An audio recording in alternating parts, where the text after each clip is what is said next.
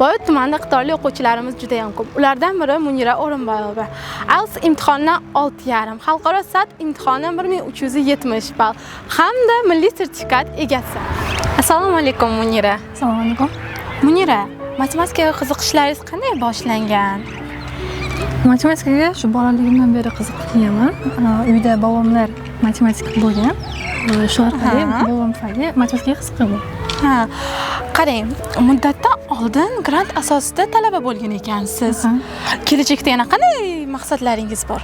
Kelajakdagi eng katta maqsadim top 100 dagi universitetga talaba bo'lish va chet xalqaro bilim va ko'nikmalarni o'rganib kelgan holda O'zbekistonga qolishdir. Ha, juda ham yaxshi. Juda ham havas qildim sizga.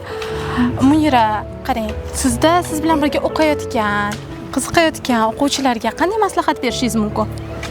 Birinchi navbatda yoshlikdan, bolalikdan o'qishni boshlash kerak. Ayniqsa ingliz tili fanida. Chunki ingliz tili ko'p narsaga eshik ochib beradi. Xalqaroga, ham O'zbekistonga. Ha, demak, sizning muvaffaqiyatingizni kaliti bu bolalikdan boshlaganingiz. Shunday.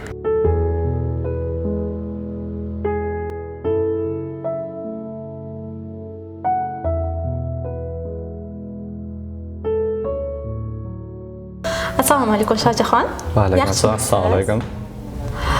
Shohjahon, bu yil bitiruvchisizlar, to'g'rimi? Xuddi shunday. Kelajakda maqsadlaringiz qanday? Qayerga bu yil topshirmoqchisiz endi? Kelajakda elektr energiya sohasida o'zim yetuk kadr bo'lib yetishmoqchiman. Shuni harakatidaman. Biron bir sertifikatlar oldingizmi?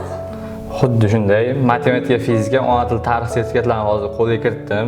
Matematika sertifikatim ozgina kamligi uchun, yetmaganligi uchun uni ko'tarish harakatidaman va matematikani tugatganimdan keyin ingliz tili boshlanadi. Demak, qoyil, demak o'qishga, topshirishga tayyorsiz. Xuddi shunday. Xursandman siz uchun.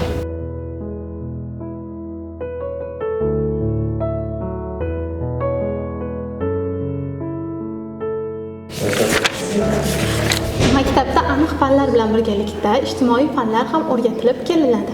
Assalomu alaykum Bekzod. Tarix fanidan qanday sertifikatlar mavjud? Hozirgi kunda tarix fanidan milliy sertifikat mavjud. Men ham A+ natijasining sohibiman va men shu A+ sertifikatini olgan holda hozirgi kunda 189 ball to'plab Jahon iqtisodiyot va diplomatiya universitetining xalqaro munosabatlar fakultetiga muddatidan oldin talaba bo'ldim. Va hozirgi kunda menga o'xshagan yoshlar talaygina. Men ham aynan milliy sertifikat va shunga o'xshash sertifikatlarni topshirgan holda o'qishga kirish tavsiya beraman. Kelgusidagi rejalaringiz bilan o'rtoqlashsangiz? Men albatta soham bo'yicha diplomat. Men kelgusida ko'plab tillarni o'rganmoqchiman. Masalan, turk tili, arab tili, shu jumladan rus tilini ham mukammallashtirmoqchiman. Bu esa mening sohamni yanada yaxshi o'rganishimga va o'z sohamda yetuk kadr bo'lishimga yordam beradi. Bayot tuman ixtisoslashtirilgan maktabida 424 nafar o'quvchi ta'lim-tarbiya olib kelmoqda. Ularga 38 nafar malakali o'qituvchilar dars berib kelmoqdalar.